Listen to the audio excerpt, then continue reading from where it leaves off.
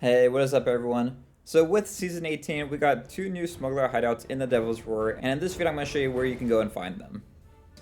Now the first one we're going to be going to visit is on Ruby Falls.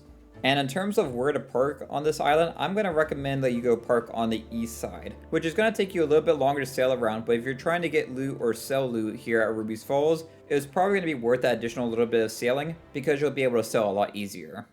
Now when you get here at Ruby's Falls, what you want to do is jump off and you're going to go in between these two rock formations in the bottom, and you'll kind of see like one of these little water spouts to the right of you, and you'll see the opening to the cave. Pretty obvious, I would say. It didn't take me too long to find this.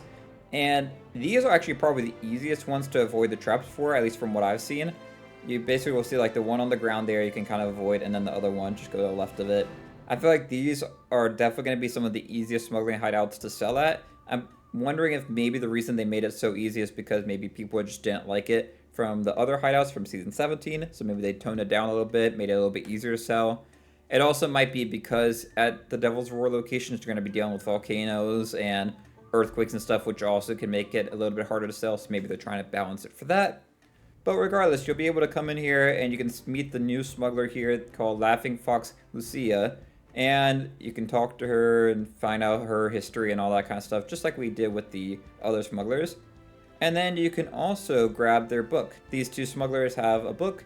This one you can find next to a little map on the table towards the north side of this hideout. And then you also have some traps. The traps here are a little bit interesting because not only are they going to be the spike traps, but they're also going to be some flame traps, which I thought was a nice little touch for the Devil's Roar.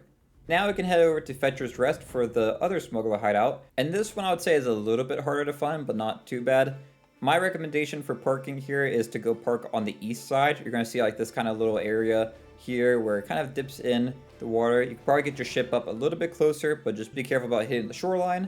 But all you have to do from this east side of the island is head west towards the middle of the island, and you'll find either this big opening, which is the first way that I went in, or there will be another exit that you can go out of.